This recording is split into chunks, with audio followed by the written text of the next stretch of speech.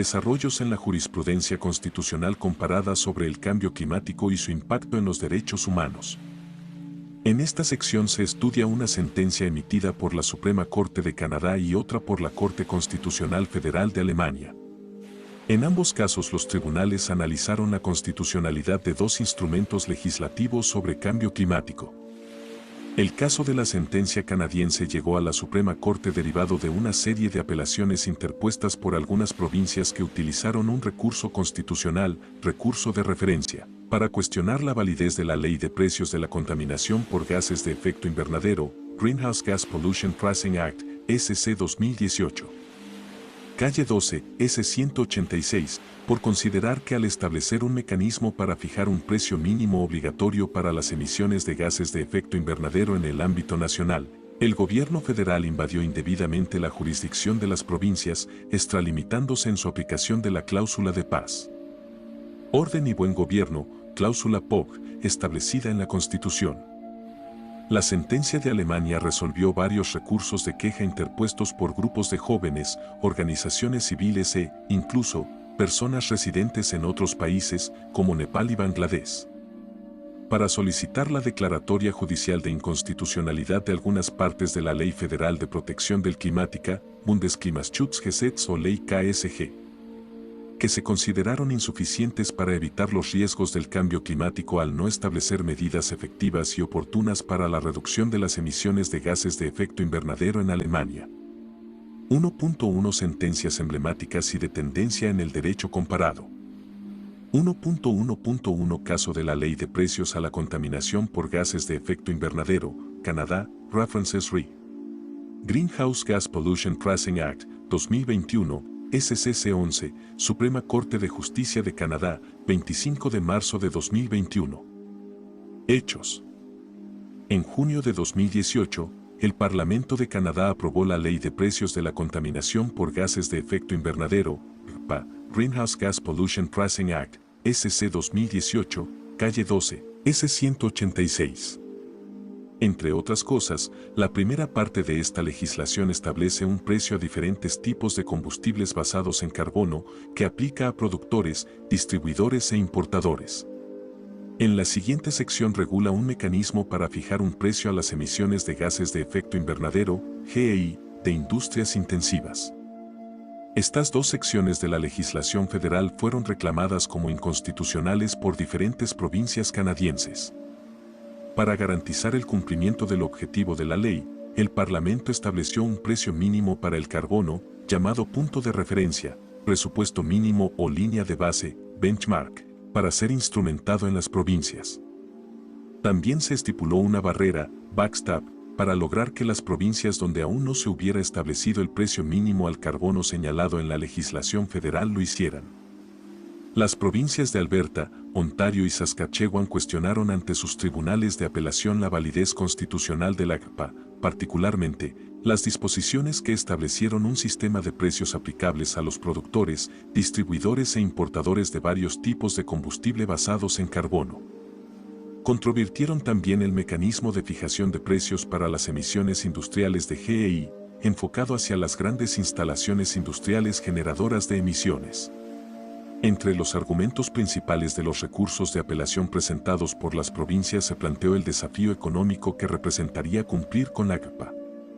Los recursos de las provincias fueron presentados directamente ante los respectivos tribunales de apelación provincial, utilizando un recurso llamado referencia. Aunque las resoluciones de los tribunales de apelación provincial fueron distintas, todas se impugnaron por diversas autoridades federales y locales. La Suprema Corte de Canadá estudió los recursos de referencia interpuestos por las provincias de manera conjunta y declaró la constitucionalidad de la CPA, resolviendo que la fijación de precios al carbono desde el gobierno federal, cuando tiene por objeto lograr la reducción de gases de efecto invernadero, es de interés nacional según la cláusula de paz, orden y buen gobierno de la Constitución. Un argumento central que motivó la decisión de la Suprema Corte es que la propia CPA establece que las recientes emisiones antropogénicas de gases de efecto invernadero están en el nivel más alto de la historia y presentan un riesgo sin precedentes para el medio ambiente, incluida su diversidad biológica, para la salud y la seguridad humanas, así como para la prosperidad económica.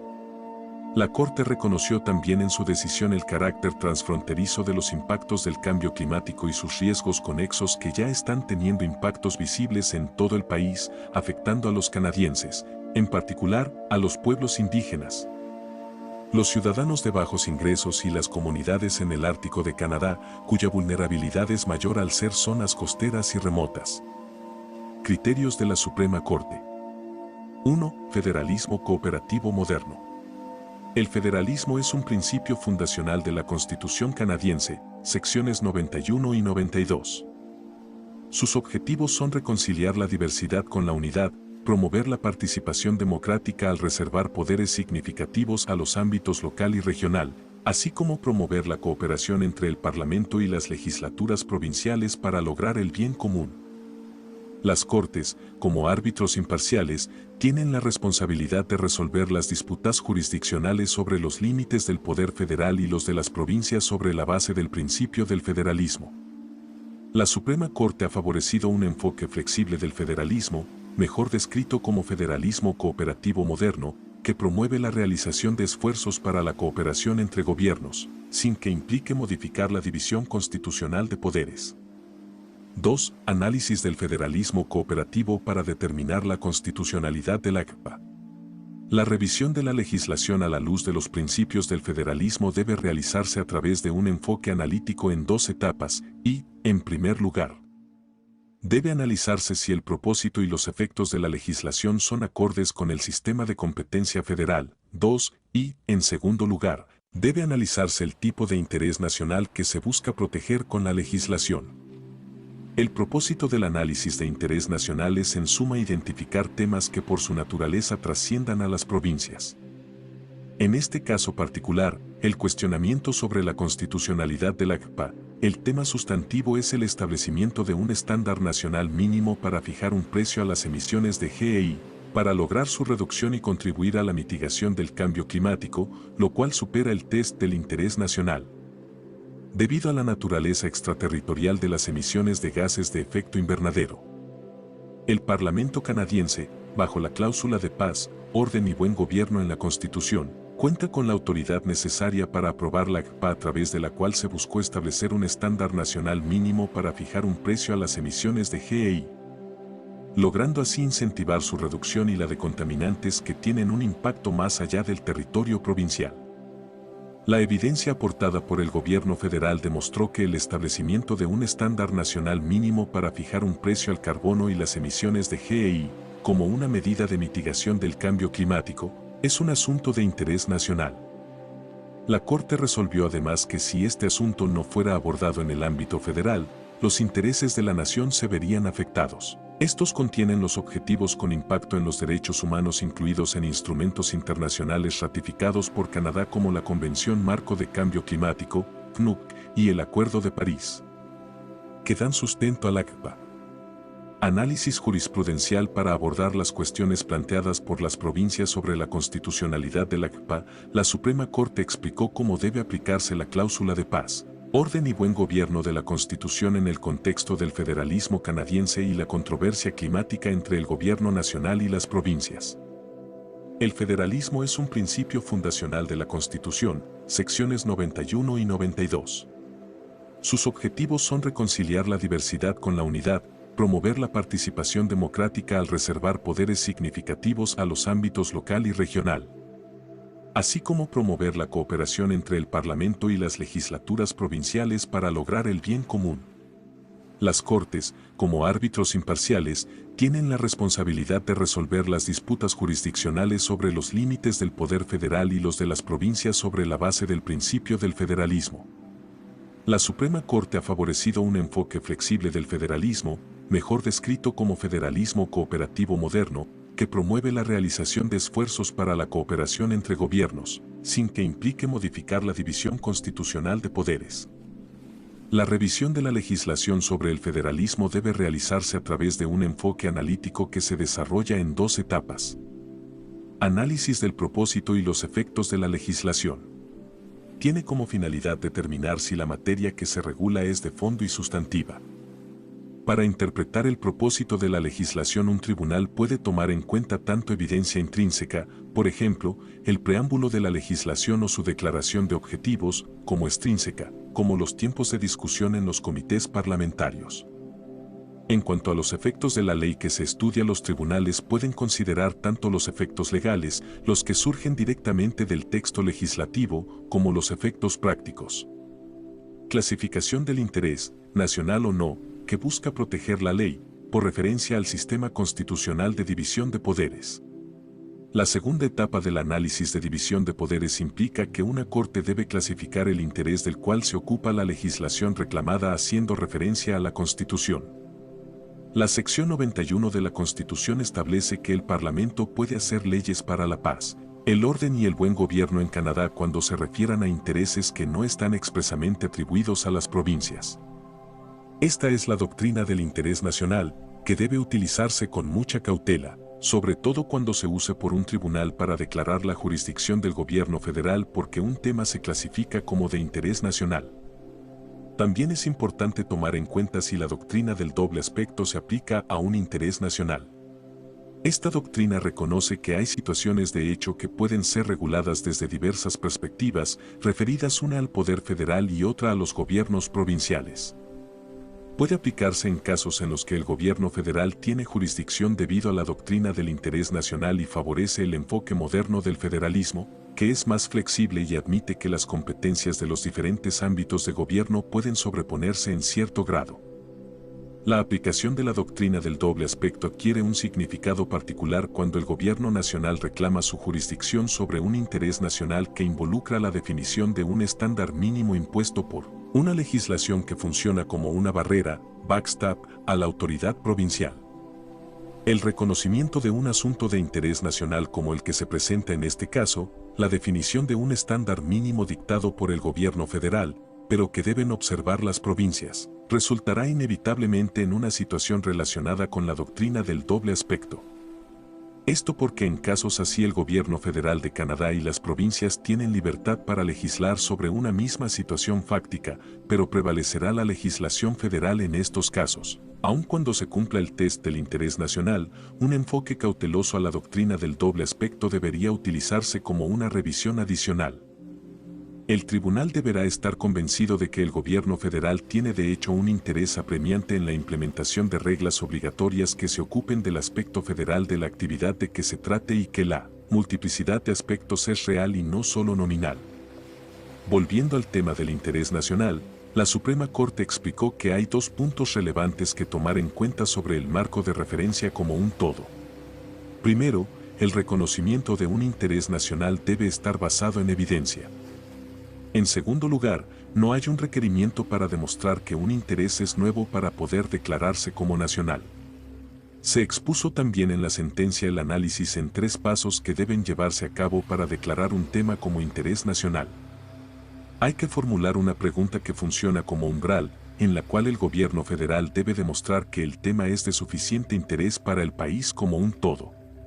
Asimismo, este tema debe tener una singularidad, característica distintiva e indivisibilidad. Finalmente, el gobierno federal debe probar que el tema propuesto tiene una escala de impacto en la jurisdicción provincial que puede reconciliarse con la división de poderes.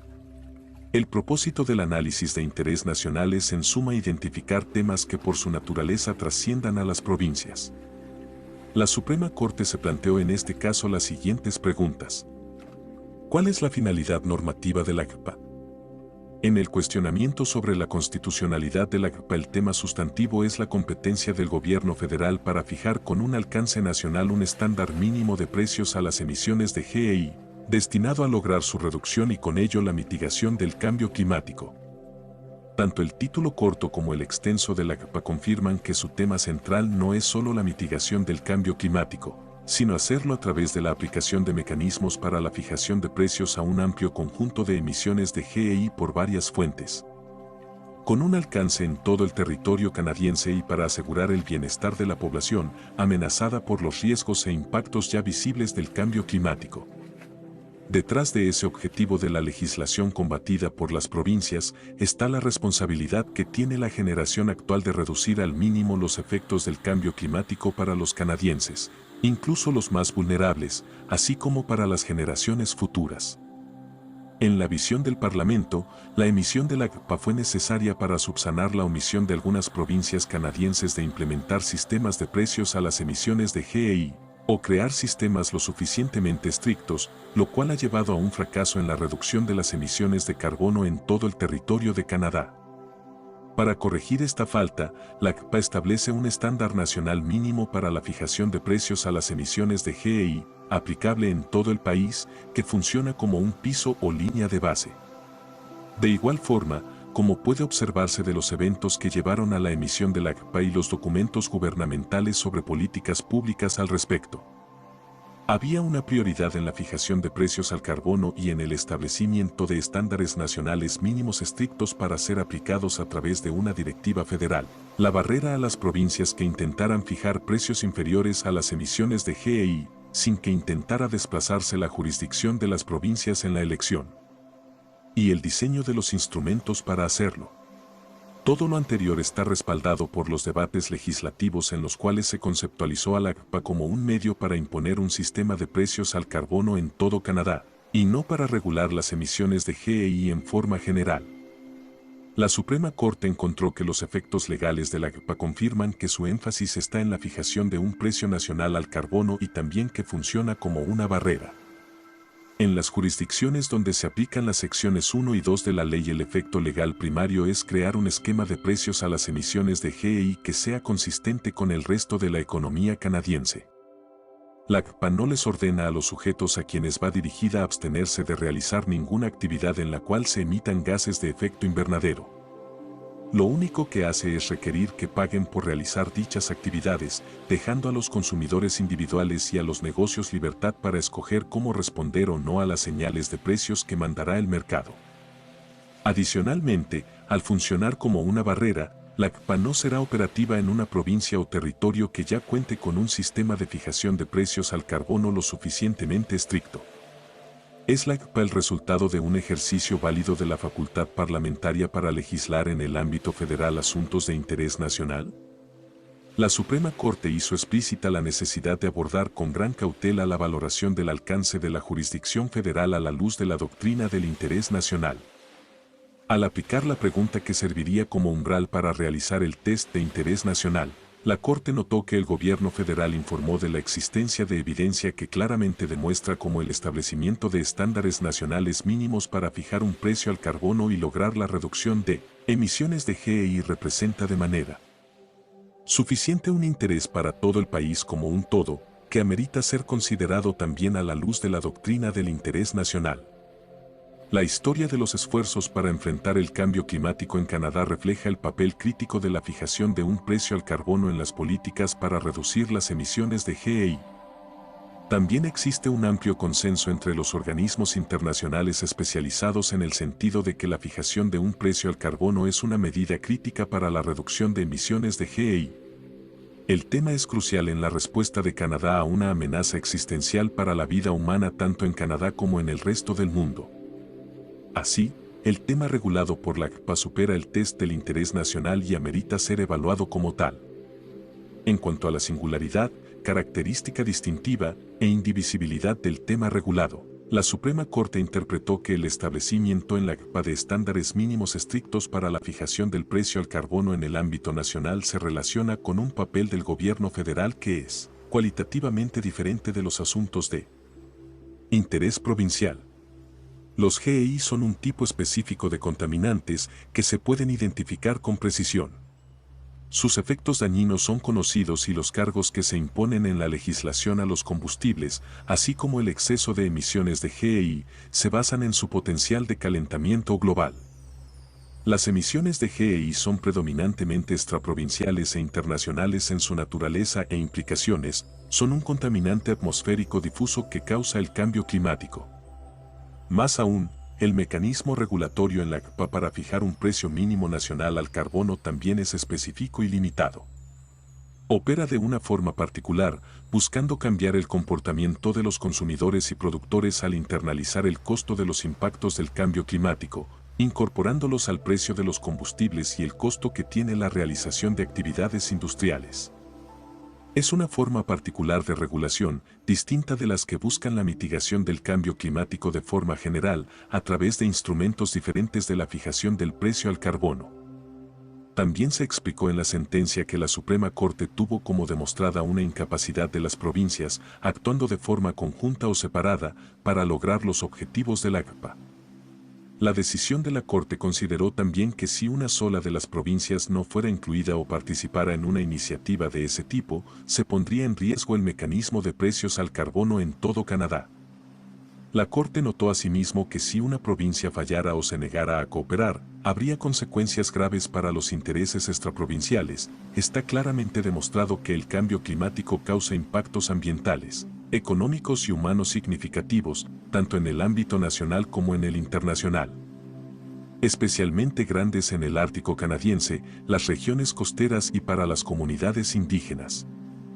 La Corte concluyó que en este caso había una jurisdicción federal basada en la doctrina del interés nacional sobre un asunto específico e identificable, cualitativamente diferente de los asuntos de interés provincial.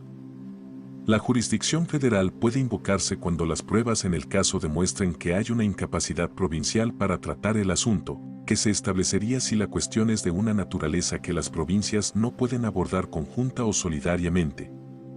Y si el hecho de que una provincia no se ocupara de la cuestión dentro de sus propias fronteras tendría graves consecuencias extraprovinciales.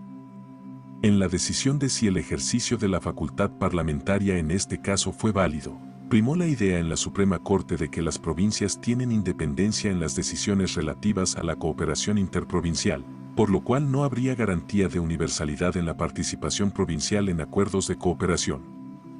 Y la cooperación interprovincial es esencial para lograr el compromiso de canadiense de reducir 30% las emisiones de GEI en 2030. La respuesta internacional al nivel de las emisiones de GEI en las últimas 3 décadas confirma que el cambio climático es una preocupación común de toda la humanidad. Lo anterior se reconoció en 1992 en la Convención Marco de las Naciones Unidas sobre Cambio Climático, CNUC, cuyo preámbulo reconoció que era una preocupación común de la humanidad y también de su carácter mundial. El reconocimiento de que el cambio climático como una amenaza a los derechos fundamentales se reiteró en el Acuerdo de París. En este sentido, tanto la CNUC como el Acuerdo de París ayudan a ilustrar la naturaleza predominantemente extraprovincial e internacional de las emisiones de gases de efecto invernadero y apoyan la conclusión de que el asunto en cuestión es cualitativamente diferente de los asuntos de interés provincial. ¿Tiene el Parlamento de Canadá la facultad constitucional para aprobar una ley para la fijación de precios al carbono con alcance nacional? Una vez determinado el carácter distintivo, la indivisibilidad y la naturaleza extraprovincial del propósito de la ACPA, la Corte encontró que la facultad del Parlamento para fijar precios a las emisiones de GEI con alcance nacional es plenamente justificable bajo la cláusula que permite la regulación del comercio federal. Por tratarse de un cargo regulatorio, mas no de un impuesto.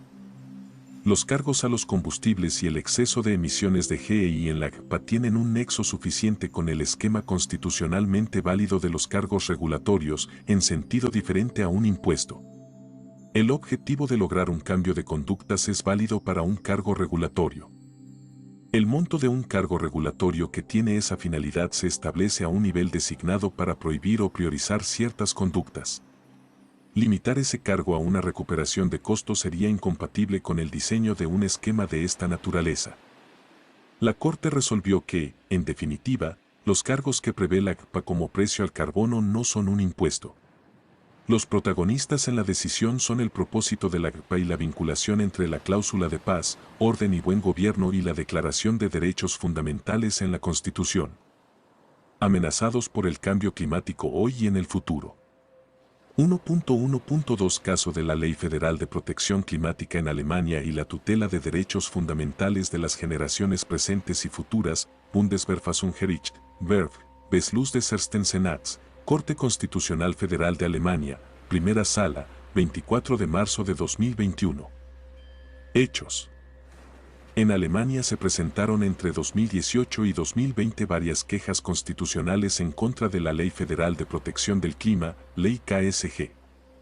Algunas de las quejas fueron interpuestas por un grupo de adolescentes y adultos jóvenes quienes reclamaron, entre otras cosas, la violación a su derecho fundamental a un futuro consistente con la dignidad humana, así como a sus derechos protegidos por la Ley Fundamental a la Libertad Ocupacional y la Propiedad.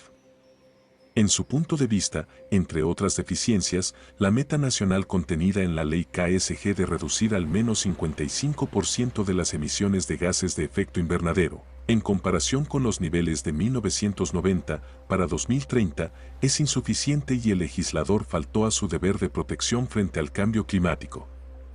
Otra de las quejas constitucionales fue interpuesta por personas que viven en Bangladesh y Nepal, quienes reclamaron que la República Federal de Alemania estaba afectando sus derechos fundamentales y faltando a sus deberes de cuidado al no realizar esfuerzos suficientes para combatir el cambio climático. Argumentaron que sus países son particularmente vulnerables de diferentes formas y están directamente amenazados por el cambio climático. Aunque se formularon diferentes argumentos, aludiendo a distintos derechos constitucionales afectados, incluyendo los derechos a la vida, la integridad física, la propiedad, el libre desarrollo de la personalidad, un futuro consistente con una vida digna y a vivir en un ambiente con un mínimo ecológico protegido.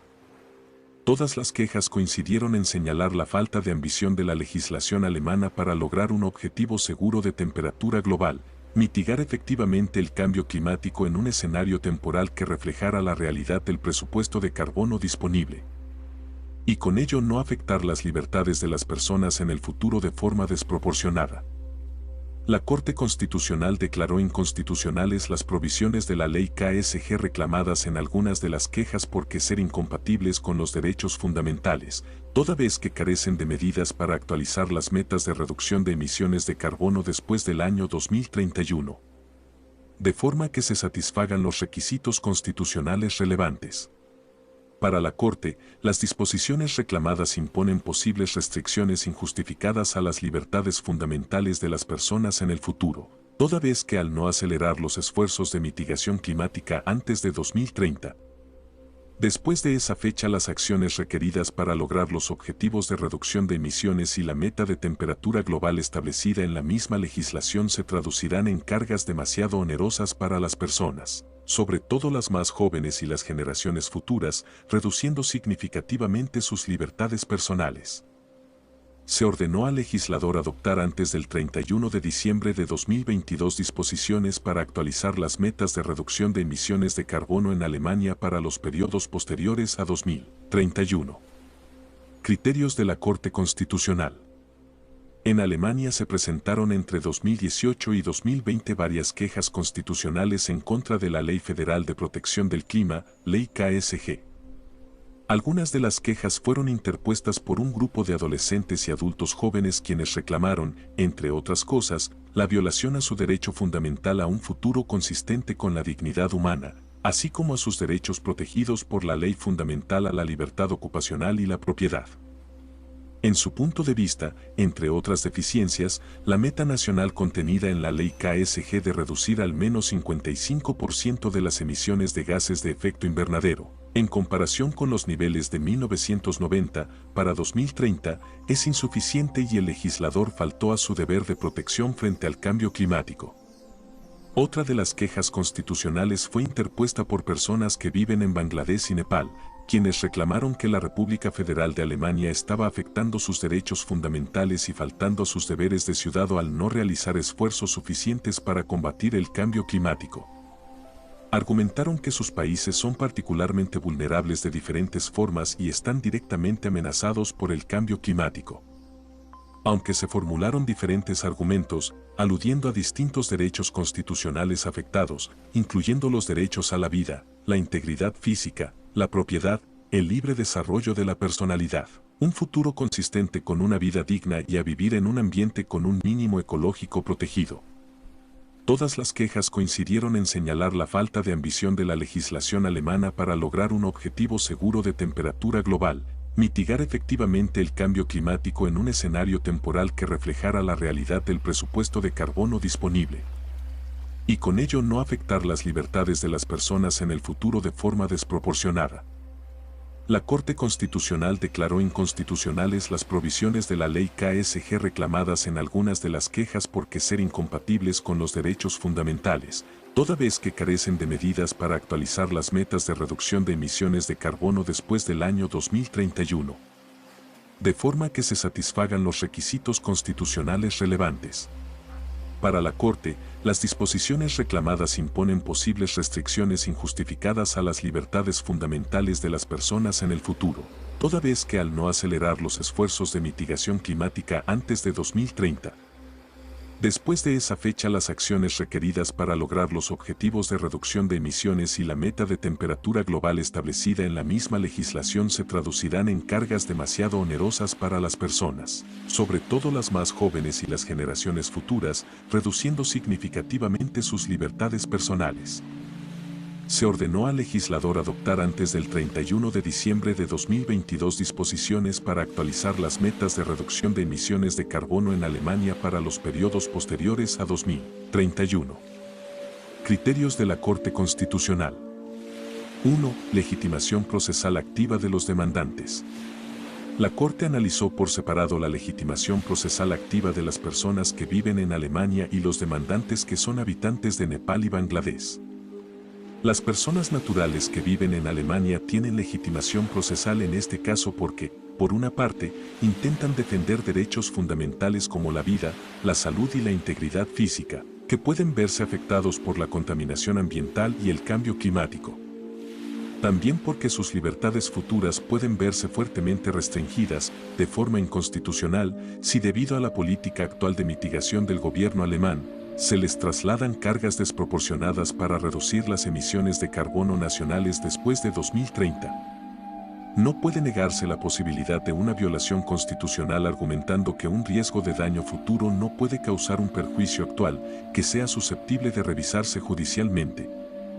Al ser niños y jóvenes, muchos de los demandantes muy probablemente verán avanzar el cambio climático durante sus vidas, por lo que no puede descartarse la posibilidad de que muchos de sus derechos y libertades fundamentales resulten afectados por la falta de ambición en la política climática alemana del presente.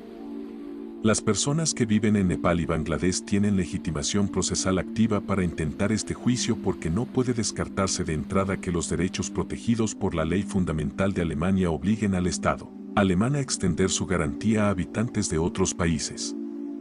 2. Falta de justificación constitucional en la distribución de las cargas presentes y futuras para la reducción de las emisiones de gases de efecto invernadero. El balance desproporcionado entre las cargas presentes y futuras de reducción de emisiones de GEI, sin ninguna justificación constitucionalmente válida, tiene un efecto anticipado que constituye una afectación al derecho fundamental a la libertad.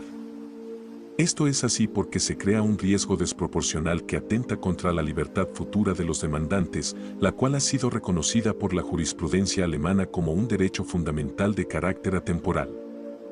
Análisis jurisprudencial.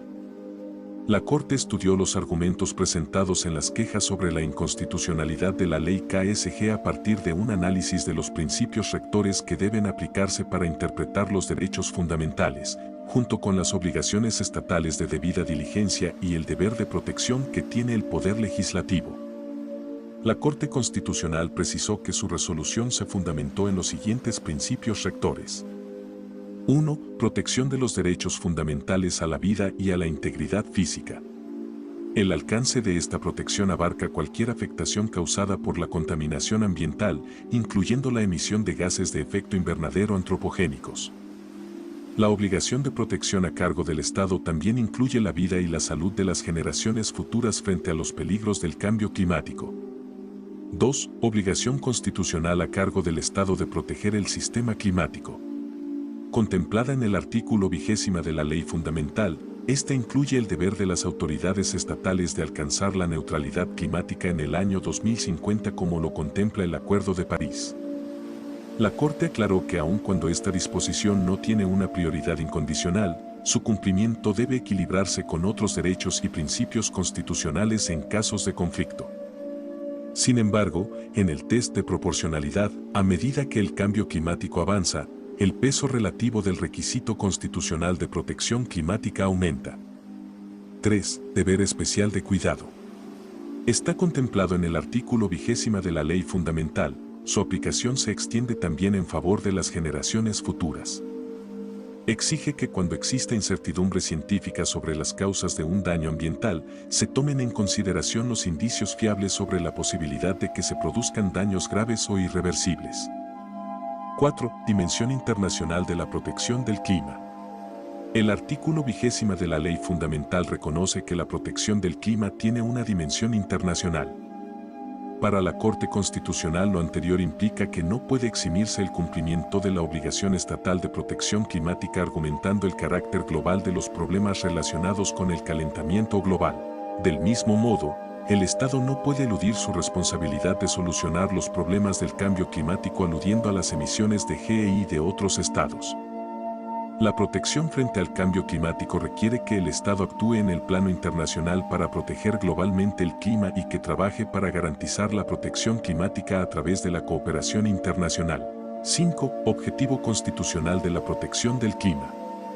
El objetivo establecido por el legislador federal en el artículo 20 de la Ley Fundamental es el de limitar el aumento de la temperatura media global muy por debajo de los 2 grados centígrados y, preferentemente, hasta los 1.5 grados centígrados en comparación con los niveles pre-industrials.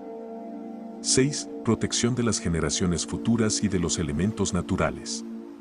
Contemplado en el artículo 20 de la Ley Fundamental, fue considerado por la Corte como una norma jurídica justiciable cuya finalidad es favorecer las preocupaciones ecológicas o ambientales con una perspectiva intergeneracional, para que se tome en consideración a las generaciones futuras en los procesos políticos. Es decir, que la protección constitucional del artículo 20 contempla también la necesidad de respetar y preservar los fundamentos naturales de la vida para la posteridad. 7. El derecho fundamental a la libertad es atemporal. La tutela del derecho a la libertad debe considerarse a lo largo del tiempo, de tal modo que el desplazamiento de las cargas de reducción de GEI hacia el futuro representa para las generaciones futuras una disminución de sus oportunidades para el goce pleno de su derecho a la libertad. Así, cualquier decisión para postergar las acciones dirigidas a lograr la reducción de emisiones debe realizarse contemplando una distribución proporcional de las cargas entre las generaciones presentes y las futuras. 8. Transición a la neutralidad climática a tiempo. La protección de la libertad futura también requiere de la formulación temprana de una normativa transparente, detallada y que ofrezca certeza sobre los procesos de planificación, desarrollo e implementación de una estrategia diseñada especialmente para lograr una mejor mitigación de los gases de efecto invernadero. En cuanto a la debida diligencia y el deber de protección que tiene el Poder Legislativo, la Corte Constitucional abordó también el tema de la obligación de establecer en el presupuesto de carbono nacional las cantidades totales de emisión de GEI permisibles para ciertos periodos. La participación legislativa en la regulación de las cantidades de emisión de gases de efecto invernadero permisibles debe realizarse a través del desarrollo del debido procedimiento legislativo. La función pública del procedimiento legislativo es fundamental para la regulación normativa del presupuesto de carbono debido a que, a causa de la protección dinámica de los derechos fundamentales, este puede perjudicar en el goce futuro de aquellos. Si bien en este caso la Corte Constitucional Federal de Alemania consideró que no pudo comprobarse que el Poder Legislativo Federal violara sus obligaciones fundamentales de proteger a los demandantes ante los riesgos del cambio climático, el establecimiento de cantidades de emisiones anuales de gases de efecto invernadero permitidas por la Ley KSG hasta 2030 sí representó una violación a los derechos fundamentales de los demandantes. De acuerdo con la Corte, las cantidades de emisiones de GEI anuales permitidas hasta 2030 en la Ley KSG dificultan potencialmente el cumplimiento del Objetivo Nacional de Reducción de Emisiones de Gases de Efecto Invernadero para la mitigación del cambio climático. Al no considerar medidas precautorias suficientes para proteger y respetar los derechos fundamentales, en especial, el derecho a la libertad a lo largo del tiempo y, de una manera equitativa, entre las generaciones presentes y futuras. Para mayor claridad, la Corte Constitucional explicó que el Poder Legislativo debió adoptar suficientes medidas de precaución para garantizar que al legislar sobre la transición nacional hacia la neutralidad climática se respetara el derecho fundamental a la libertad en un plano atemporal y en una dimensión intergeneracional. Aunque en el cumplimiento de su obligación constitucional de llevar a cabo acciones para combatir el cambio climático, el Estado puede razonablemente justificar una restricción al derecho a la libertad. En este caso, dicha prerrogativa contempla una protección a favor de los demandantes en contra de la imposición unilateral de cargas sustantivas de reducción de GEI en el futuro.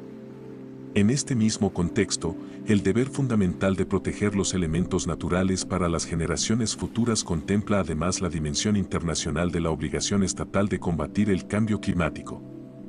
Sin embargo, lo anterior únicamente puede llevarse a cabo a través de la cooperación internacional y por medio de la implementación efectiva de los acuerdos internacionales de la materia, como el Acuerdo de París, con miras de alcanzar la neutralidad climática global a mitad de este siglo. Asimismo, la Corte advirtió la existencia de un deber, a cargo del Estado alemán, de evitar la creación de incentivos que promuevan que otros estados perjudiquen la cooperación internacional. Las actividades del Estado deben estar encaminadas a fortalecer la confianza internacional a fin de fomentar la acción climática, como un aspecto clave y fundamental para fomentar el cumplimiento efectivo del Acuerdo de París.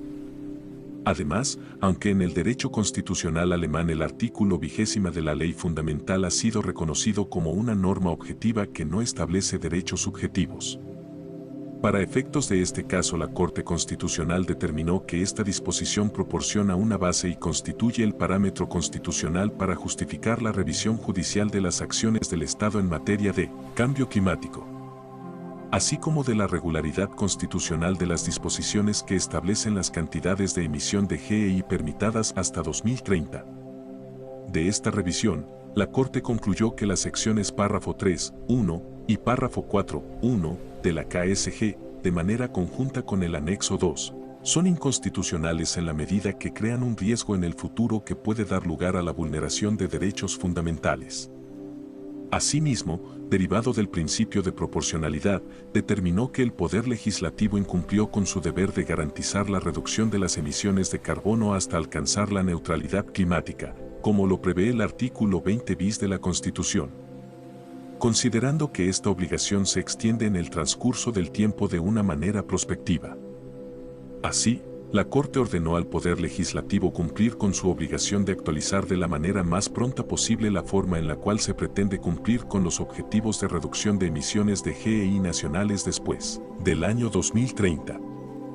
Ya que, de acuerdo con la Corte, esta es la única manera de establecer un marco normativo que contemple una planificación capaz de generar incentivos y presiones para iniciar los desarrollos que deben comenzar de una manera pronta o, bien, de una manera urgente, para evitar que el derecho a la libertad en un futuro no se restrinja repentina, radicalmente y sin alternativas.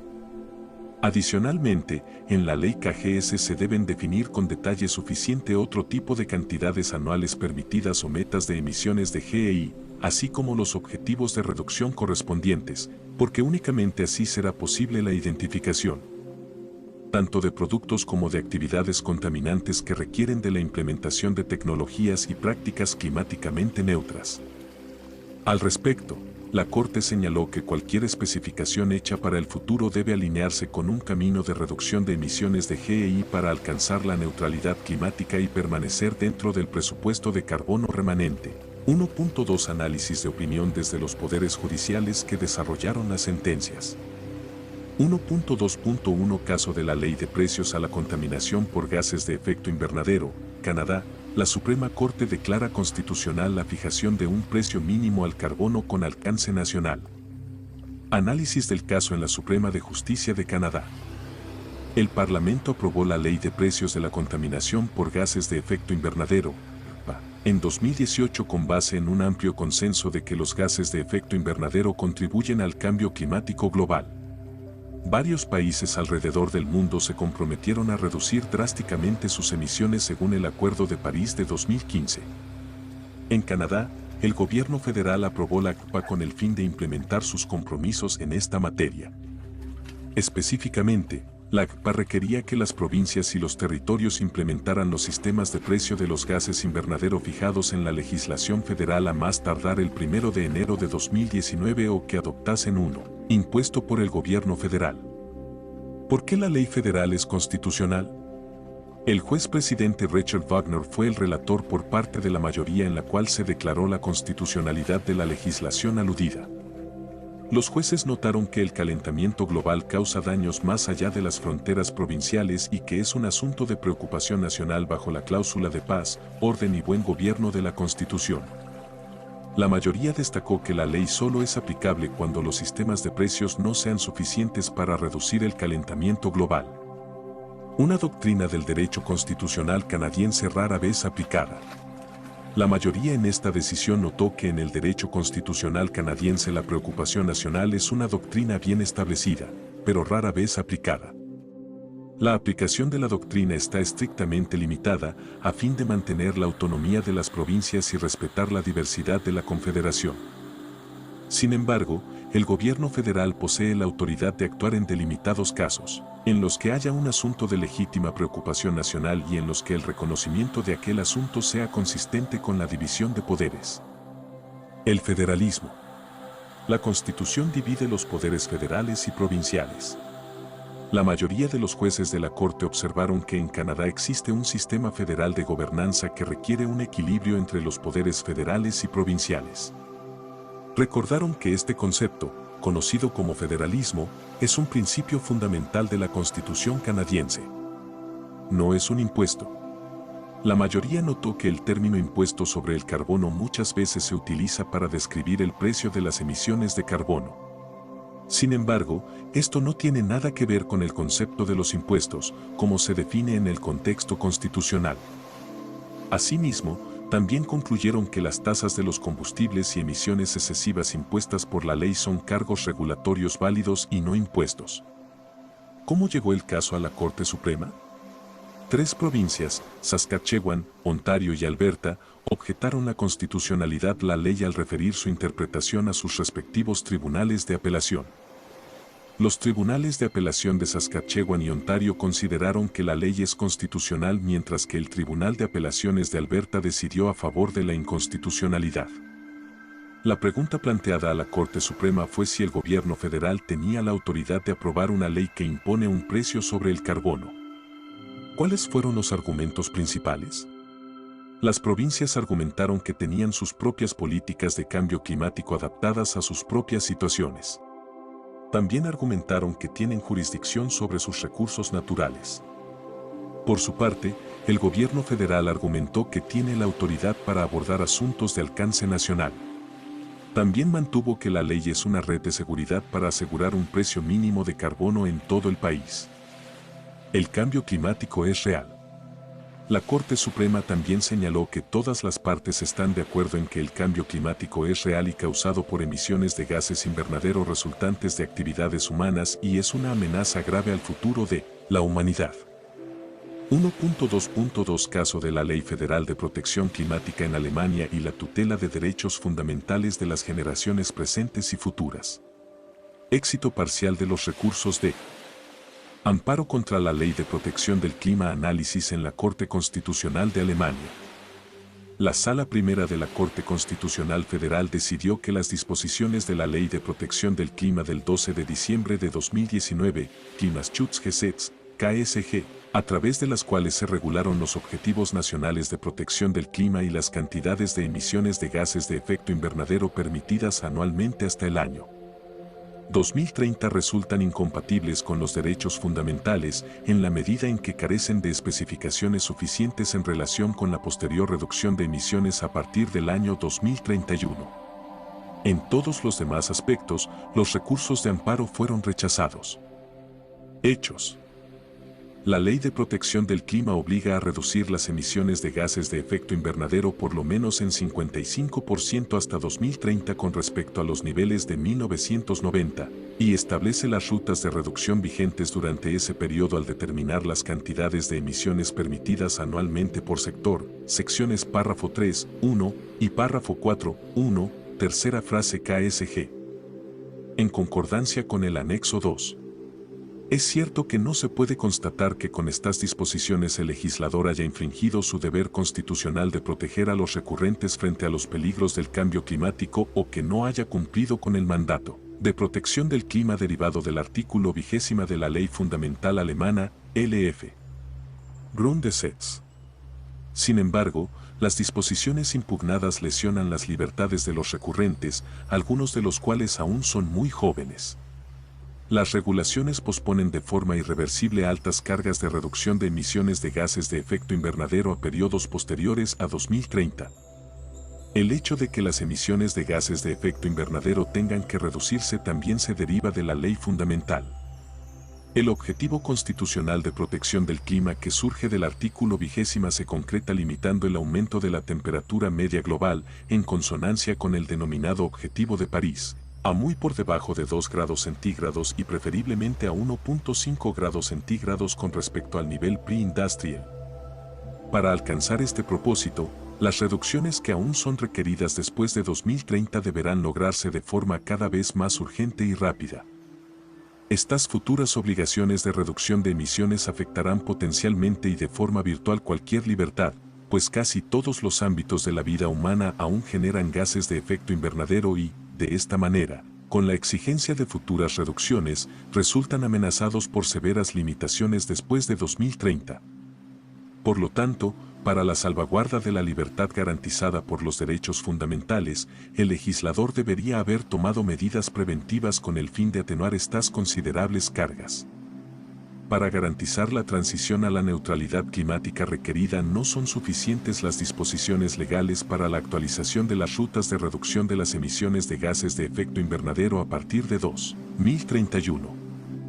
Hasta el 31 de diciembre de 2022 el legislador está obligado a regular con mayor detalle la actualización de los objetivos de reducción de emisiones de gases de efecto invernadero para periodos posteriores a 2030.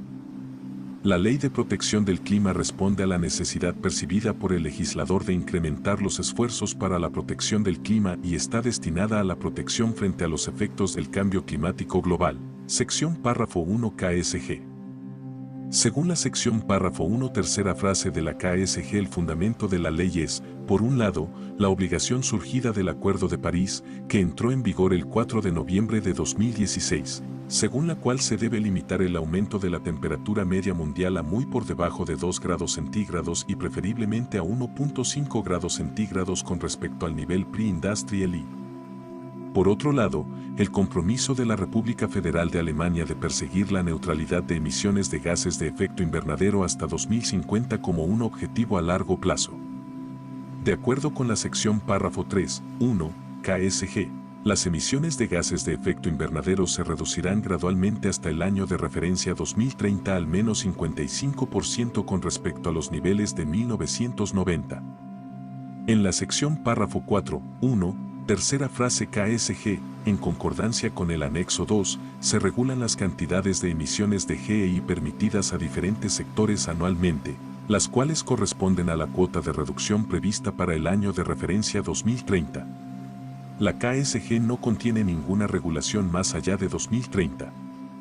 Más bien, según su sección párrafo 4.6 KSG, el gobierno federal mediante decreto estipulará en 2025 las cantidades decrecientes de emisiones anuales para periodos posteriores al año 2030.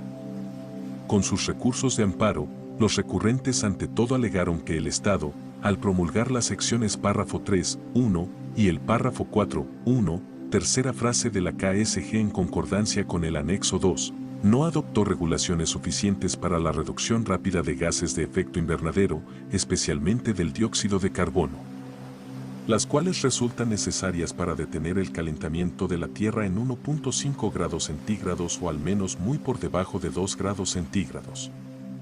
Consideran que esto es necesario porque si la temperatura aumenta en más de 1.5 grados centígrados estarían en juego millones de vidas humanas y se correría el riesgo de sobrepasar puntos de inflexión con consecuencias imprevisibles para el sistema climático. Alegan que con la reducción de emisiones de carbono prevista en la Ley de Protección del Clima no resulta posible cumplir con el presupuesto restante de CO2 que corresponde al límite de temperatura de 1.5 grados centígrados. Los recurrentes, algunos de los cuales viven en Bangladesh y Nepal, fundamentan sus recursos de amparo principalmente en deberes constitucionales de protección en virtud del artículo 2.2, primera frase y del 14.1 de la Ley Fundamental. Así como en el derecho a un futuro acorde con la dignidad humana y el derecho a un mínimo vital ecológico, o Ecologisches Existenzminimum, que derivan del artículo 2.1, en concordancia con los artículos 20 LF, 2.1 y 1.1, primera frase de la misma norma. Con respecto a las cargas futuras derivadas de las obligaciones de reducir las emisiones para periodos posteriores a 2030, descritos por los recurrentes como un frenazo total, los recurrentes se remiten de manera más general a las libertades fundamentales. Consideraciones esenciales de la Sala. Los recursos de amparo tienen éxito parcial. 1 grado. En la medida que los recurrentes sean personas físicas, sus recursos de amparo son admisibles. Sin embargo, ninguna de las dos asociaciones ambientales que intentaron la acción está legitimada para presentar un recurso de amparo. Actuando como abogados de la naturaleza alegan, con base en los artículos 2, 1, 19, 3 y 20 de la Ley Fundamental, a la luz del artículo 47 de la Carta de los Derechos Fundamentales de la Unión Europea, UE, que el legislador no ha tomado ninguna medida adecuada para limitar el cambio climático y, por lo tanto, desatendió los requisitos vinculantes impuestos por el derecho de la UE para la protección de los fundamentos naturales de la vida. Tal legitimación en la causa para interponer un recurso de amparo no está prevista ni por la ley fundamental ni por el derecho procesal constitucional. 2 grados. No se puede establecer que los deberes de protección derivados del artículo 2, primera frase de la ley fundamental y del 14.1, sean violados a causa de los peligros del cambio climático. La protección de la vida e integridad física en virtud del artículo 2, primera frase de la ley fundamental incluye la protección contra los efectos adversos de la contaminación ambiental, independientemente de quién y por qué circunstancias se causen. El deber de protección que tiene el Estado y que se deriva del artículo 2, primera frase de la norma también incluye la obligación de proteger la vida y la salud de los peligros del cambio climático, por ejemplo, de los fenómenos meteorológicos extremos relacionados con el clima, como olas de calor, incendios forestales y de rápida propagación, huracanes, lluvias intensas, inundaciones, avalanchas o deslizamientos de tierra. Puede dar lugar a un deber objetivo de protección incluso hacia las generaciones futuras. Dado que propiedades tales como las tierras agrícolas y los bienes raíces pueden sufrir daños como resultado del cambio climático, por ejemplo, debido al aumento del nivel del mar o a sequías. El derecho fundamental a la propiedad consagrado en el artículo 14.1 de la Ley Fundamental abarca también el deber del Estado de brindar protección frente a los peligros que pueda generar el cambio climático para la propiedad. El incumplimiento de estos deberes de protección no se puede determinar a partir del margen de maniobra que se otorga al legislador para su cumplimiento. Sería manifiestamente inadecuado para el cumplimiento del deber de protección que se deriva de los derechos fundamentales contra los peligros del cambio climático un enfoque de protección que no persiga el objetivo de neutralidad climática. El calentamiento de la Tierra entonces no se podría detener. En tanto que cada aumento de la concentración de CO2 en la atmósfera contribuye al calentamiento global, y una vez que el CO2 se libera a la atmósfera en su mayor parte permanece allí y difícilmente podría llegar a ser eliminado en un futuro previsible. También sería completamente inadecuado dejar que el cambio climático simplemente siga su curso y satisfacer el mandato de protección derivado de los derechos fundamentales únicamente a través de las llamadas medidas de adaptación. Ninguno de los dos escenarios tiene lugar aquí. En último término, no se puede establecer tampoco que el legislador haya excedido su margen de decisión al basarse en el Objetivo de París, según el cual el aumento de la temperatura media global se limitará a muy por debajo de 2 grados centígrados y preferiblemente a 1.5 grados centígrados.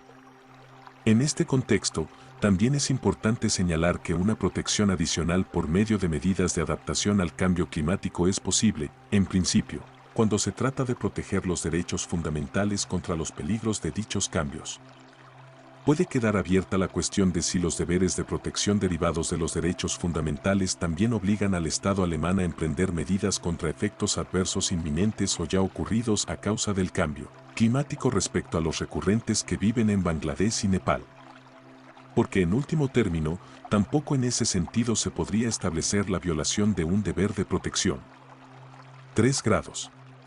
Sin embargo, se configura una violación de derechos fundamentales por el hecho de que las cantidades de emisión permitidas hasta 2030 de acuerdo con las secciones párrafo 3, 1, segunda frase y párrafo 4, 1, tercera frase de la KSG en concordancia con el anexo 2 limitan significativamente las opciones de emisión de gases de efecto invernadero que quedan para después de 2030 y, por lo tanto, prácticamente cualquier libertad protegida por los derechos fundamentales se pone en peligro.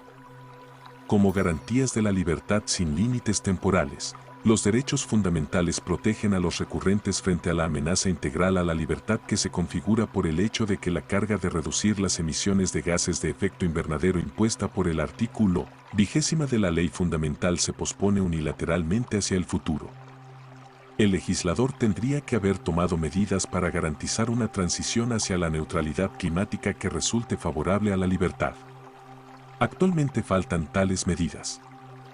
4 grados. Las normas impugnadas despliegan efectos similares a los de una injerencia anticipada en la libertad que se encuentra amparada integralmente por la ley fundamental. Las posibilidades de hacer uso de esta libertad de una manera que implique directa o indirectamente emisiones de CO2 están limitadas por la Constitución, en tanto que dichas emisiones, según el estado actual de los conocimientos, contribuyen de manera en gran parte irreversible al calentamiento global y, por disposición constitucional, el legislador no puede quedarse de brazos cruzados ante un avance ad infinitum del cambio climático.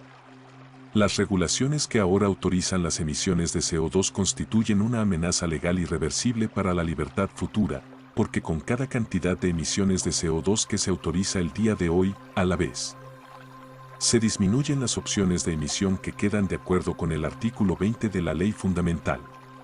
En consecuencia, aquel uso de la libertad en el que resulten involucradas emisiones de CO2 estará sujeto a restricciones cada vez más estrictas y, de hecho, impuestas también por la Constitución.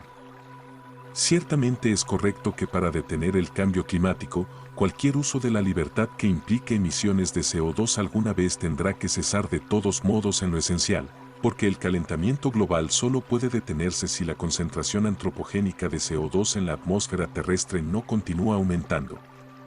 Sin embargo, consumir una gran parte del presupuesto de CO2 ya para 2030 aumenta el riesgo de una pérdida grave de libertad, porque entonces habría un marco de tiempo más reducido para llevar a cabo los desarrollos tecnológicos y sociales necesarios que permitan que el estilo de vida actual, todavía fuertemente asociado al CO2, transite hacia un comportamiento neutro climáticamente y pueda llevarse a cabo de manera que se preserve la libertad. La constitucionalidad de este efecto de injerencia anticipada que se produce por las regulaciones sobre las cantidades de emisiones, el cual tiene lugar no solo de facto, sino también de jure, por un lado, exige que sea compatible con la obligación objetiva de protección climática consagrada en el artículo 20 de la Ley Fundamental. Las injerencias en los derechos fundamentales solo pueden justificarse en virtud del derecho constitucional si las disposiciones sobre cuya base se producen resultan conformes con los preceptos básicos y los principios constitucionales generales de la ley fundamental. Esto también se aplica aquí respecto al efecto que resulta similar al de una injerencia anticipada sobre la libertad, la cual está protegida por los derechos fundamentales. El artículo 20 es asimismo uno de los principios que deben observarse. Por otro lado, la justificación constitucional presupone que la regulación de las cantidades de emisiones no termine siendo una carga desproporcional sobre la futura libertad de los recurrentes. 2. Actualmente no se puede determinar que las secciones párrafo 3, 1, segunda frase y párrafo 4, 1, tercera frase de la KSG en concordancia con el anexo 2 violen el artículo 20 de la Ley Fundamental. A. La protección climática no goza de primacía absoluta sobre todos los demás intereses en juego, sino que, en caso de conflicto, debe ponderarse con otros bienes jurídicos constitucionales y principios constitucionales. Sin embargo, según el estado actual de los Canacemian TOAs, el cambio climático es en gran parte irreversible. Por lo tanto, los comportamientos que lleven a exceder el límite crítico de temperatura para lograr el objetivo climático constitucional solo pueden justificarse con condiciones estrictas, por ejemplo, con el propósito de proteger los derechos fundamentales. En el contexto de la ponderación de intereses, la importancia relativa del mandato de protección del clima seguirá aumentando a medida que avanza el cambio climático. A la obligación de protección del clima fijada en el artículo 20 de la Ley Fundamental no queda desvirtuada por el hecho de que el clima y el calentamiento global sean fenómenos globales y que, por lo tanto, los problemas provocados por el cambio climático no puedan ser resueltos a partir de la acción de un solo Estado. El mandato de protección del clima consagrado en el artículo 20 es poseedor de una especial dimensión internacional. Exige que el Estado busque una solución al problema del cambio climático también y, en particular, en el ámbito supranacional. El Estado no podría eludir su responsabilidad simplemente remitiéndose a las emisiones de gases de efecto invernadero que producen otros Estados. Por el contrario, de la dependencia específica que tienen los Estados de la comunidad internacional en esta materia se deriva la necesidad constitucional de tomar medidas propias para la protección del clima y a no establecer ningún incentivo para que otros Estados socaven la cooperación necesaria. Tampoco el contenido normativo abierto del artículo 20 de la Ley Fundamental y la referencia que se hace de manera explícita a la legislación excluyen la posibilidad de una revisión constitucional en cuanto al cumplimiento del mandato de protección del clima. Dicha disposición es una norma jurídica justiciable y exige vincular el proceso político a la consideración de cuestiones ecológicas también con la mirada puesta en las futuras generaciones que resultan particularmente afectadas por el cambio climático. En tanto el legislador declaró el Objetivo de París como uno de sus fundamentos, y tal como se sostiene en la sección párrafo 1 tercera frase de la KSG, este ha ejercido su deber y prerrogativa de concreción y ha determinado de forma permisible el objetivo de combatir el cambio climático formulado por el artículo 20 de la Ley Fundamental en el sentido de limitar el aumento de la temperatura media global a muy por debajo de 2 grados centígrados y preferiblemente a 1.5 grados centígrados con respecto al nivel pre-industrial. Esto también debe servir de base para el examen de constitucionalidad llevado a cabo por la Corte Constitucional Federal. B. Teniendo en cuenta el margen de maniobra del legislador, en este momento no resulta posible establecer que las disposiciones de las secciones párrafo 3, 1, segunda frase y párrafo 4, 1, tercera frase de la KSG en concordancia con el anexo 2 violen el mandato constitucional de protección del clima consagrado en el artículo 20A. El límite de temperatura constitucionalmente relevante de muy por debajo de 2 grados centígrados y preferiblemente de 1.5 grados centígrados puede ser convertido, en principio, en un presupuesto global de carbono residual, que luego se puede distribuir entre los estados. El Grupo Intergubernamental de Expertos sobre el Cambio Climático, PIC, ha señalado de forma concreta los presupuestos globales de carbono residual para los diferentes umbrales de temperatura y las diferentes probabilidades de ocurrencia, tomando como base un procedimiento que garantiza la calidad de sus cálculos y con el cual se expone abiertamente el grado de incertidumbre que queda después de estos. Sobre esta base, el Consejo Asesor Alemán de Medio Ambiente también calculó un presupuesto de carbono residual nacional concreto a partir de 2020, que sería compatible con el Objetivo de París. Debido a las incertidumbres y las valoraciones contenidas en este documento, la dimensión del presupuesto que ha sido establecida no puede proporcionar actualmente una medida numérica precisa para la revisión constitucional. El legislador sigue conservando un margen de decisión. Sin embargo, no puede hacer uso de este por razones de conveniencia política. Si existe incertidumbre científica sobre las relaciones de causa y efecto que tienen un impacto en el medio ambiente, el artículo 20 de la Ley Fundamental le impone un deber especial de cuidado. Esto implica que se deban tener en cuenta aquellas indicaciones acerca de la posibilidad de deterioros graves o irreversibles, siempre que estas indicaciones ya sean suficientemente fiables. Por el momento no se puede constatar ninguna violación del deber de cuidado antes mencionado. De este deber se desprende que las estimaciones del PIC sobre la dimensión del presupuesto global de CO2 residual deban ser consideradas, aunque contengan incertidumbres. Las cantidades de emisiones reguladas en el párrafo 4, 1, tercera frase de la KSG en concordancia con el anexo 2 llevarían a agotar en gran medida el presupuesto restante determinado por el Consejo Asesor Alemán de Medio Ambiente sobre la base de las estimaciones del PIC para el año 2030.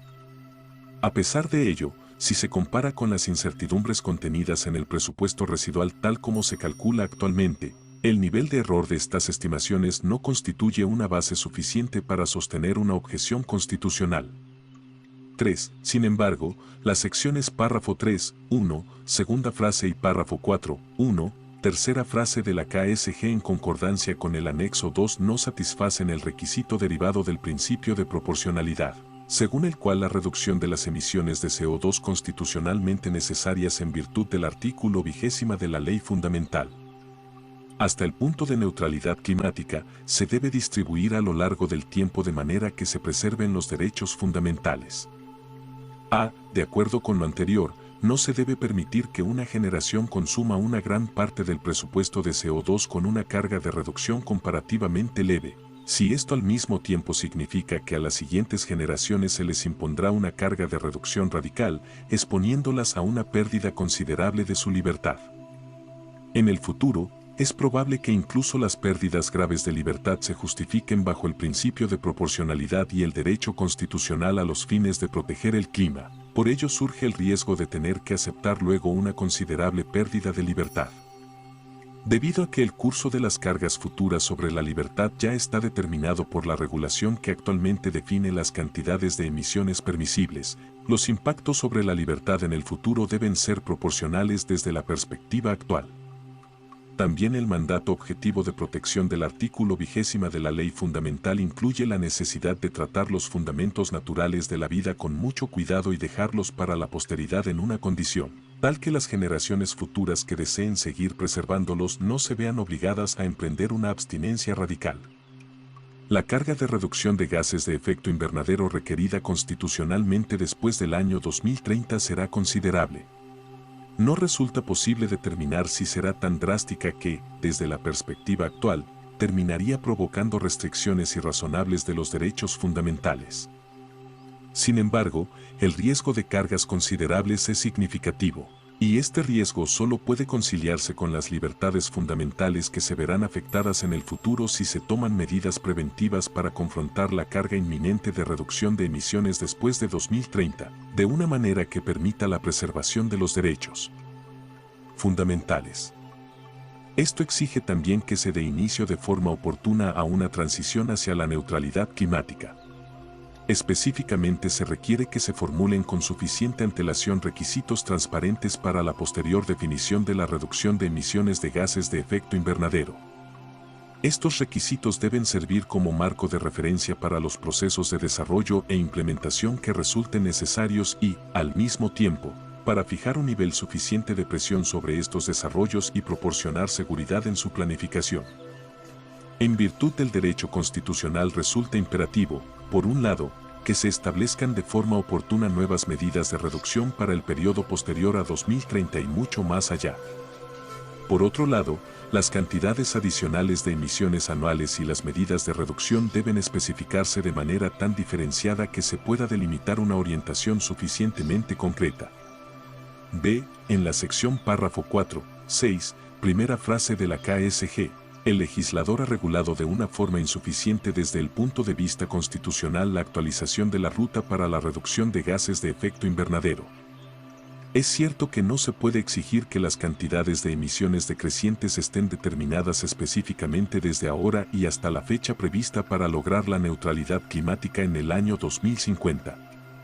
Sin embargo, no es suficiente simplemente obligar al gobierno federal a fijar una vez, en 2025, por decreto una delimitación adicional de los volúmenes de emisiones posteriores.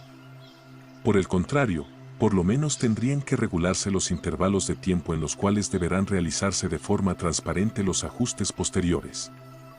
Además, con el procedimiento regulado por la sección 4, 6 de la KSG tampoco se garantiza que la ruta de reducción adicional de emisiones de gases de efecto invernadero pueda identificarse a tiempo. Ya parece dudoso que el primer ajuste adicional de las cantidades de emisiones anuales para periodos posteriores a 2030 sea una actualización oportuna si ésta tuviera lugar en 2025.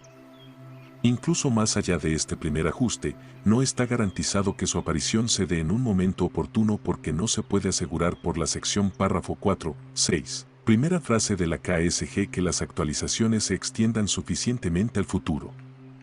Si el legislador desea mantener la participación de una autoridad con poder reglamentario, tendría que imponerle especificaciones de mayor alcance a esta, en particular, tendría que obligarla a elaborar antes de 2025 un primer plan actualizado o, por lo menos, especificarle con mucha anticipación por medio de una disposición legal hasta qué punto en el futuro deben extenderse los planes de 2025. Si el legislador asume la tarea completa de actualizar la ruta de reducción de emisiones, él mismo debe establecer todos los aspectos necesarios de forma oportuna y con un alcance suficiente en el tiempo. C. La sección párrafo 4, 6, de la KSG tampoco satisface los requisitos constitucionales del artículo 81 de la Ley Fundamental y el principio de reserva legal.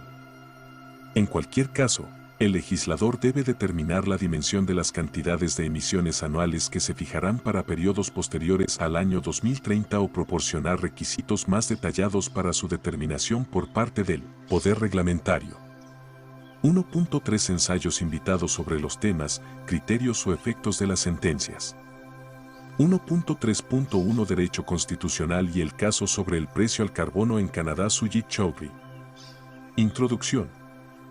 El consenso científico apunta a que las reducciones de las emisiones de gases de efecto invernadero son necesarias para estabilizar las temperaturas globales.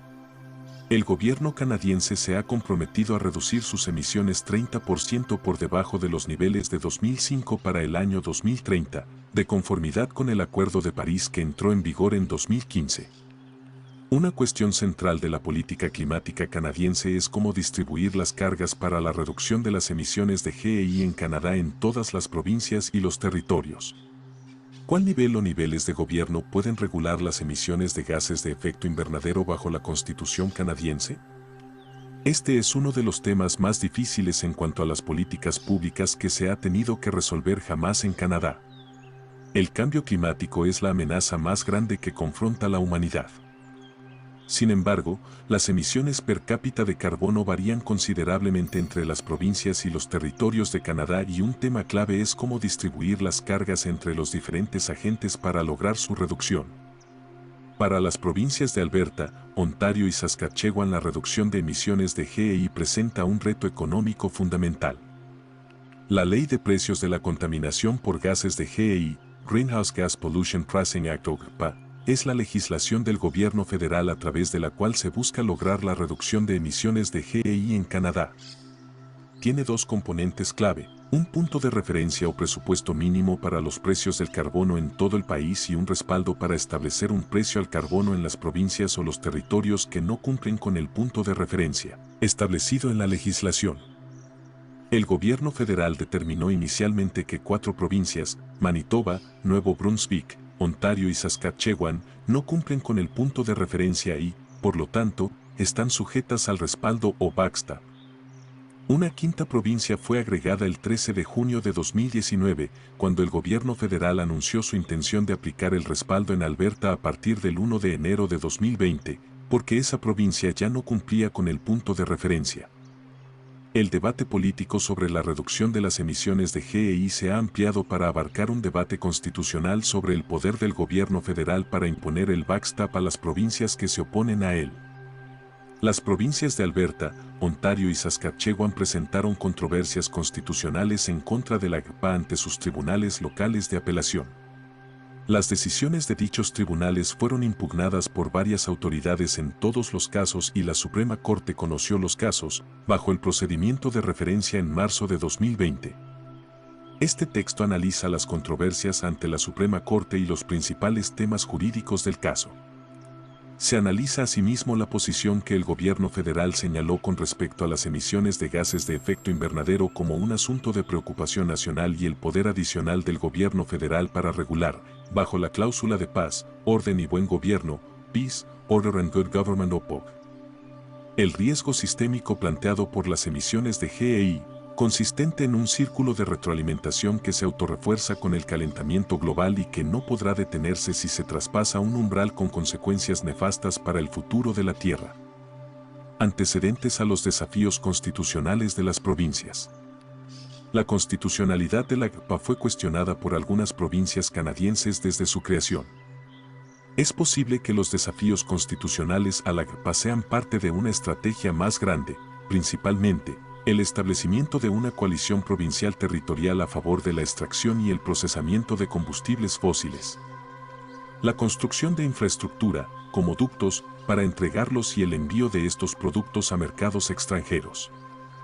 En otras palabras, podríamos estar presenciando el surgimiento de una coalición económica basada en el carbono que se opone a reducir significativamente el papel de los combustibles fósiles en la economía canadiense y que, adicionalmente, se opone a que se obligue a la reducción de las emisiones de GEI. Como parte de esta estrategia más grande, los desafíos constitucionales en contra de la GPA podrían apuntar a vetar la política federal para fijar un precio al carbono. Sin embargo, la coalición de gobiernos provinciales y territoriales es inestable. Esto se debe a la inmensa variación entre jurisdicciones en las emisiones de GEI per cápita. Desde 2017, las emisiones per cápita de Canadá fueron de 19.5 toneladas, véase cuadro 1. Las emisiones que se generan en Ontario y New Brunswick estaban por debajo de esta cifra. Los territorios del noroeste tenían emisiones per cápita que eran 38% más altas. Alberta y Saskatchewan tenían números incluso más altos, de hecho, tienen entre las emisiones de GEI per cápita más altas de cualquier jurisdicción del mundo. Estas marcadas divergencias reflejan diferentes realidades económicas. La coalición reúne a jurisdicciones con economías que dependen intensamente del carbono, Alberta, Saskatchewan, territorios del noroeste, con otras que tienen economías menos dependientes del carbono, Manitoba, New Brunswick, Ontario. Como consecuencia, desde el punto de vista político, sus razones para oponerse al establecimiento de precios a las emisiones de gases de efecto invernadero son claramente distintas. Para las jurisdicciones con economías menos dependientes del carbono, la principal preocupación política es el posible impacto en los precios al consumidor de la gasolina, la electricidad y la calefacción doméstica. Para las jurisdicciones con economías que dependen más del carbono, la preocupación es más fundamental. La fijación de precios sobre el carbono plantea un enorme desafío para la estructura misma de sus economías, íntimamente ligadas a la producción de combustibles fósiles, especialmente en Alberta y Saskatchewan. La GGPT varía en su capacidad de adecuarse a las necesidades de estas dos categorías de provincias. Disposiciones constitucionales en la referencia sobre los gases de efecto invernadero y debates constitucionales relacionados. La autoridad provincial relevante se encuentra en el artículo 92.13 de la Ley de la Constitución de 1867, que otorga a las provincias jurisdicción sobre la propiedad y los derechos civiles en la provincia. El poder del gobierno federal bajo la cláusula POC se establece al inicio de la sección 91. Será lícito para la reina, por y con el consejo y consentimiento del Senado y la Cámara de los Comunes, Cámara Baja o Cámara de Diputados, promulgar leyes para la paz, el orden y el buen gobierno de Canadá, en relación con todos los asuntos, excepto los que se encuentren previstos en las clases de temas en esta ley, designados exclusivamente a las legislaturas de las provincias. El poder impositivo del gobierno federal se encuentra en la sección 91.3, la recaudación de dinero mediante cualquier modo o sistema de impuestos. La sección 91.3 está sujeta a la sección 125, ninguna tierra o propiedad perteneciente a Canadá o cualquier provincia estará sujeta a responsabilidad por impuestos. El poder federal de intercambio y del comercio se encuentra en la sección 91.2, la regulación del intercambio y el comercio. Dos preguntas constitucionales clave. En este caso se plantearon dos cuestiones constitucionales principales ante los tribunales provinciales de apelación: a, si la emisión de la GPA es consistente con el ámbito de jurisdicción federal, y b, asumiendo que la GPA cae dentro de la jurisdicción federal, si el establecimiento de cargos al combustible y por exceso de emisiones para el sistema de precios basado en resultados, Output Based Pricing System, o BPS, son cargos regulatorios que promueven los propósitos de la GPA, en contraposición a los impuestos. Dado que el primer tema está en el centro del caso y será mi enfoque, abordo estas preguntas en orden inverso. ¿La GGPA impone cargos regulatorios o impuestos? Hay dos formas a través de las cuales el gobierno federal puede fijar un precio a las emisiones de GEI, un cargo regulatorio o un impuesto. El primero es incidental a la aplicación de un régimen regulatorio válidamente promulgado, como la CPA. Por el contrario, un impuesto puede ser independiente y no estar relacionado con un régimen regulatorio. Las provincias que se oponen a la CPA sostienen que establece un impuesto al carbono. Esto es más que una cuestión de retórica política. También es un argumento constitucional. La razón principal es que en virtud del artículo 125 de la Ley Constitucional de 1867 no se pueden aplicar impuestos federales a la propiedad provincial. Esta inmunidad provincial de los impuestos federales se extiende a los recursos extraídos de las tierras provinciales de la corona, por ejemplo, pozos de petróleo en Alberta. Si la provincia retiene la propiedad del petróleo, referencia de gas natural exportado, pero no si transfiere la propiedad a una entidad privada, que de esta forma sí estaría sujeta a un impuesto. Además, las utilidades provinciales, como las plantas de energía que emiten gases de efecto invernadero, también serían inmunes a un impuesto federal al carbono. Para las provincias de Alberta y Saskatchewan existen ventajas en tener el régimen de fijación de precios del carbono de la CPA caracterizado por propósitos constitucionales como un impuesto al carbono, ya que esto les daría una mayor influencia para renegociar el marco federal para la reducción de sus emisiones de GEI. Es comprensible así que el gobierno federal haya argumentado que el precio del carbono bajo la CPA es un cargo regulatorio, no un impuesto. Para que un cargo regulatorio sea constitucional, se deben cumplir algunas condiciones. El régimen que impone debe ser constitucional en sí mismo. Por lo tanto, para que el precio del carbono sea constitucional, también debe serlo la CPA, lo que fue el problema principal planteado en las apelaciones en relación con la referencia sobre los gases de efecto invernadero. Además, la Suprema Corte ha sostenido como condición para que el establecimiento de un precio se considere un cargo regulatorio que cualquier ingreso recaudado esté relacionado con los costos del régimen regulatorio. Esta condición es problemática, ya que el objetivo de la CPA es ser neutral en cuanto a los ingresos para los contribuyentes.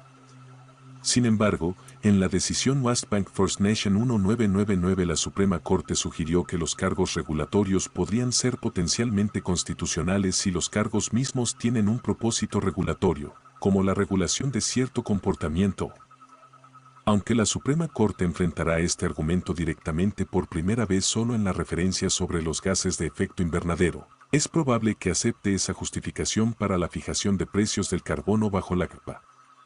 ¿La CPA se encuentra dentro de la jurisdicción federal?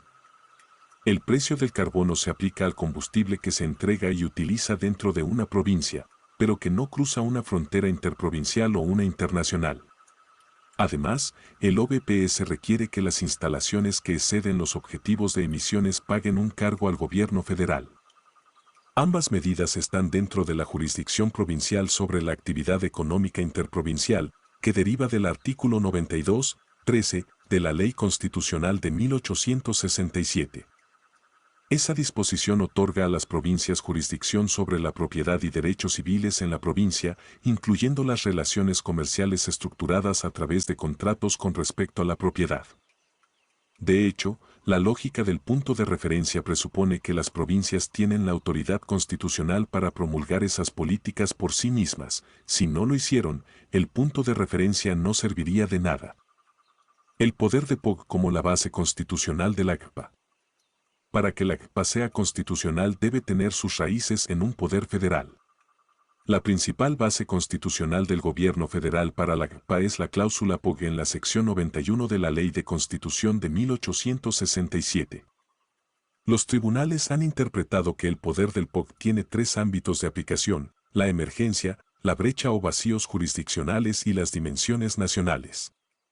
La rama de emergencia funciona para otorgar al Parlamento autoridad legislativa plena, incluso con respecto a cuestiones que normalmente son de jurisdicción provincial, de forma temporal, en casos de crisis. El ámbito de emergencia no es fundamental para la referencia de gases de efecto invernadero porque la CPA no es temporal sino permanente. La brecha es un poder residual federal que supervisa asuntos que no son asignados ni a la jurisdicción federal o provincial. Se ha interpretado de manera muy restringida y se limita en gran medida a cuestiones que surgen de la evolución de Canadá de un dominio autónomo del Imperio Británico a un país independiente, como la plataforma continental. La rama de dimensiones nacionales en la cláusula POC, la prueba Krohn-Zeller-Bach. La rama de las dimensiones nacionales, por el contrario, no está sujeta a ninguna limitación temporal. 7 jueces en los procedimientos de referencia de Ontario y Saskatchewan confirmaron la validez de la GPA sobre la base de la rama de dimensiones nacionales de la cláusula o el poder de POC. La decisión de la Suprema Corte en el caso Krohn-Zeller-Bach 1988 establece los criterios para determinar si un área de política cae dentro de la rama de dimensiones nacionales, indicando que otorga jurisdicción federal sobre un asunto de interés nacional, párrafo 33. Los asuntos de interés nacional incluyen asuntos nuevos que no existían en la Confederación o asuntos que no son nuevos y que eran originalmente asuntos de carácter local o privado, pero desde entonces, se han convertido en asuntos de interés nacional. Un asunto de interés nacional en cualquiera de sus variedades debe cumplir 2 criterios. En primer lugar, debe tener una unicidad, un carácter distintivo y una indivisibilidad que lo distinga claramente de los asuntos de interés provincial, respecto de los cuales es relevante considerar cuál sería el efecto sobre los intereses extraprovinciales de una incapacidad provincial para abordar eficazmente con el control o la regulación de los aspectos interprovinciales del asunto, conocido en conjunto como la prueba de incapacidad provincial. Este es el tema principal de mi análisis. En segundo lugar, debe tener una escala de impacto en las jurisdicciones que sea conciliable con la distribución fundamental del poder legislativo en virtud de la Constitución. Como las mayorías de Ontario Reference y Saskatchewan Reference aplicaron el Krohn-Zeller-Bach a la GPA. La mayoría de los votos en los procedimientos de referencia sobre Ontario y Saskatchewan aplicaron los criterios del precedente Krohn-Zeller-Bach para mantener la validez de la GPA sobre la base de la rama de dimensiones nacionales de la cláusula o el poder POC. Sin embargo, los jueces en esos votos de mayoría estaban divididos sobre cuál era precisamente el asunto de interés nacional. Hace más de 25 años, en el caso Oldman River 1992, la Suprema Corte rechazó categóricamente la idea de que el medio ambiente era un asunto de interés nacional porque era demasiado amplio para cumplir con los criterios de la prueba Krohn-Zeller-Bach. Como consecuencia del caso Oldman River, el litigio constitucional sobre la GPA bajo la cláusula o el poder POC debe definirse de manera más restringida. De inhabilidad provincial a la incapacidad provincial y el riesgo sistémico. Aunque el gobierno federal ha tratado de salvaguardar la GPA de conformidad con la cláusula o el poder POC, la respuesta se puede encontrar en la jurisprudencia sobre el poder de intercambio y comercio federal, por 2 razones. En primer lugar, en el caso de General Motors 1989 la Suprema Corte también invocó una versión de la prueba de incapacidad provincial con respecto a la regulación general de la rama comercial del Poder Federal de Intercambio y Comercio, el cual confiere jurisdicción federal sobre aquellas cuestiones económicas nacionales que afectan la economía canadiense en su conjunto.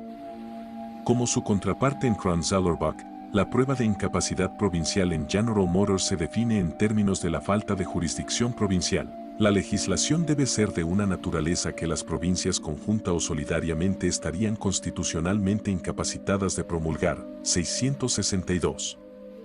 Además, General Motors sostuvo que el riesgo de externalidades negativas extraprovinciales, es decir, la preocupación de que la falta de inclusión de una o más provincias o localidades en un esquema legislativo pondría en peligro el funcionamiento exitoso del esquema en otras partes del país, fue un factor a favor de la incapacidad provincial. Detrás de General Motors y Krohn-Zeller-Bach se encuentran el mismo par de preocupaciones: verificar el riesgo de extralimitación federal y de identificar un caso positivo para la jurisdicción federal. En segundo lugar, la GPA es tanto una legislación económica como medioambiental. Uno de sus objetivos es crear una economía de bajas emisiones en carbono. La existencia de incentivos económicos para consumidores y empresas promueve este objetivo. El imponer un precio al carbono es un medio para lograr este fin. De hecho, es discutible que las bases constitucionales de la GPA sean tanto el poder del intercambio y el poder comercial, así como el poder POC. El desarrollo más importante en la jurisprudencia sobre intercambio y comercio desde General Motors es el surgimiento del concepto de riesgos sistémicos, que la Corte Suprema de Canadá introdujo en la referencia sobre la Ley de Valores, Reference Free Securities Act. Este concepto apareció en la evidencia pericial de Michael Trebelkek, quien los definió como riesgos que ocasionan un efecto dominó, por el cual el riesgo de incumplimiento por parte de un participante en el mercado afectará la capacidad de otros para cumplir con sus obligaciones legales, desatando una cadena de consecuencias económicas negativas que impactan a todo el sistema financiero. La Corte opinó que la legislación federal en el ámbito de los riesgos sistémicos estaría dentro de la jurisdicción federal. Según el razonamiento de la Corte, por definición, tales riesgos pueden eludir las fronteras provinciales y los métodos habituales de control. La evidencia pericial aportada por Canadá respalda la opinión de que el riesgo sistémico es una realidad emergente, inadecuada al ámbito de la legislación local.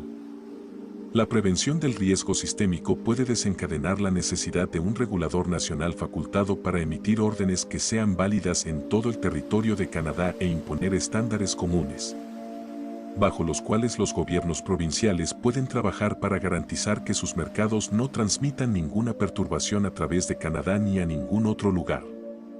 Incapacidad provincial y riesgo sistémico del cambio climático global, el caso constitucional a favor de la CPA. El concepto de riesgo sistémico, desarrollado en la Regulación General de la Rama Comercial del Poder de Intercambio y Comercio, debe ser incorporado por la Suprema Corte al test sobre la rama de dimensiones nacionales de la cláusula POG en la referencia sobre los gases de efecto invernadero. La Corte debería distinguir entre áreas regulatorias menores y objetivos verdaderamente nacionales, siendo este último término equivalente a asuntos de interés nacional. Para el primer supuesto, las externalidades negativas extraprovinciales son el precio del federalismo y el área de política permanece dentro de la jurisdicción provincial. Pero lo primero, las externalidades negativas extraprovinciales son básicamente el precio del federalismo y el área de política permanece dentro de la jurisdicción provincial. Para fines de la política, las externalidades negativas extraprovinciales son una razón por la que el asunto debe ser regulado a nivel federal. Los riesgos sistémicos son una especie de externalidad negativa extraprovincial que cae dentro de esta categoría. La pregunta constitucional es si las emisiones de gases de efecto invernadero suponen un riesgo sistémico y, por tanto, estarían bajo la jurisdicción federal. El argumento del gobierno federal tendría que seguir de la siguiente manera. Si la temperatura global aumenta más allá de cierto nivel, se alcanzará un punto de inflexión, lo que conducirá a una multitud incontrolable de eventos. Los gases de efecto invernadero se liberarían a la atmósfera a un ritmo cada vez más acelerado, lo cual impulsaría un ciclo de retroalimentación que se reforzaría a sí mismo y que, una vez iniciado, sería imposible para la humanidad detenerlo, lo que haría que el planeta fuera inhabitable. Se trata de un efecto dominó similar al mencionado por la Suprema Corte en el procedimiento de referencia sobre la Ley de Valores. En el procedimiento de referencia sobre la Ley de Valores, la Suprema Corte declaró que por definición los riesgos sistémicos pueden eludir las fronteras provinciales y los métodos habituales de control. En otras palabras, los riesgos sistémicos trascienden los límites jurisdiccionales. En ese caso, el riesgo sistémico era económico y los límites eran interprovinciales. En el caso de las emisiones de GEI y el cambio climático, el riesgo sistémico es ambiental y los límites son internacionales. Una pieza de evidencia de las externalidades negativas extraprovinciales, incluidas las externalidades internacionales, es el régimen jurídico internacional que de por sí rige las emisiones de gases de efecto invernadero. En el procedimiento de la referencia sobre los gases de efecto invernadero, la Suprema Corte razonó que el régimen jurídico internacional aplicable al cambio climático incluye la Convención Marco de las Naciones Unidas sobre el Cambio Climático y el Protocolo de Kioto. El derecho constitucional y la política para la imposición de precios al carbono en Canadá, así como el Acuerdo de París, son evidencia del carácter internacional y transfronterizo del problema del cambio climático. Si la sentencia de la Suprema Corte hubiese encontrado que la CPA era inconstitucional, habría dado a las provincias una ventaja para renegociar todo el enfoque de Canadá sobre la reducción de emisiones de GEI. Porque el Plan B del gobierno federal, la imposición de un impuesto al carbono, está sujeto a una inmunidad provincial que protege la propiedad y las agencias de la corona, incluidos los servicios públicos, lo que reduce drásticamente su eficacia. El mensaje de la Suprema Corte en este caso es claro: los argumentos políticos, por sí solos, no son suficientes para triunfar. Más bien, para tener peso en el análisis constitucional, deben basarse en pruebas presentadas ante los tribunales. 1.4 Análisis comparado y conclusión. 1.4.1 Las medidas legislativas para la protección climática en Alemania y Canadá deben ser compatibles con los derechos fundamentales. Claudia S. de Wind. A pesar de la más que evidente crisis climática mundial, tan solo 80% de los Estados miembros de la Organización de las Naciones Unidas, ONU, reconoce jurídicamente el derecho a un medio ambiente sano. El 8 de octubre de 2021, el Consejo de los Derechos Humanos de la ONU, integrado por 47 países, incluido Alemania, reconoció pese a 4 abstenciones el derecho a un medio ambiente sin riesgos, limpio, saludable y sostenible en una resolución sin precedentes. Desde abril de 2021 el Parlamento canadiense tiene bajo consideración una enmienda a la Ley de Protección Ambiental, Canadian Environmental Protection Act, CEPA, en la cual se reconocería por primera vez en el ámbito federal este derecho y se promovería una regulación más eficaz de las sustancias contaminantes peligrosas de alto riesgo para la humanidad, entre las cuales deberían incluirse los gases de efecto invernadero. El derecho a un sistema climático libre de interferencias antropogénicas peligrosas como parte del derecho a un medio ambiente saludable tiene aún menor reconocimiento legal. Sin embargo, la jurisprudencia en materia constitucional tanto en Alemania como en Canadá ha reconocido que las medidas legislativas de protección climática deben ser compatibles con los derechos fundamentales en el presente y el futuro. En Alemania y Canadá, países geográficamente distantes, uno con tradición civilista del derecho y el otro de derecho común, con solo 24 horas de diferencia, las más altas cortes se manifestaron sobre el cambio climático como preocupación común de la humanidad. Los casos sobre el precio del carbono en Canadá y Alemania presentan diferencias en cuanto a los intereses que llevaron los hechos a la justicia, así como en algunos de los criterios que fundamentan las decisiones. En el caso canadiense se analizó la carga económica que representa para las provincias con alta dependencia a los combustibles fósiles cumplir con las disposiciones de la Ley de Precios de la Contaminación por Gases de Efecto Invernadero, GEI, Greenhouse Gas Pollution Pricing Act o el GPA. Mientras que en el caso alemán se estudió la carga desproporcional a las futuras generaciones para mitigar el cambio climático. Sin embargo, pese a las diferencias, estas sentencias emblemáticas cuentan con un sinnúmero de elementos comunes. Primero, el cuestionamiento de la constitucionalidad de instrumentos jurídicos relevantes en el abordaje de la crisis climática, en Canadá la PAA y en Alemania la Ley de Protección Climática. También en ambos casos hubo un cuestionamiento del ejercicio de las facultades parlamentarias. Los argumentos para controvertir la legislación climática en Canadá se basaron principalmente en la constitucionalidad de la CPA por afectar de manera desigual a las provincias. Se cuestionó la interferencia de la autoridad federal sobre la provincial, así como la facultad nacional para establecer estándares o presupuestos mínimos y de fijar impuestos a las provincias. En el caso de Alemania el énfasis estuvo en la omisión de abordar de manera equitativa y justa las responsabilidades intergeneracionales frente al cambio climático. Es decir, los demandantes consideraron que la ley de protección climática exigía más de las generaciones futuras que de las presentes, lo cual se traduce en una interferencia indebida con las libertades y los derechos fundamentales, incluyendo los ambientales. Tal vez podría decirse que en Canadá las provincias consideraron el instrumento jurídico federal para imponer un precio al carbono muy ambicioso, mientras que en Alemania se consideró muy laxo para las generaciones presentes, resultando en ambos casos en cargas y obligaciones desproporcionales de cara al compromiso climático nacional y mundial.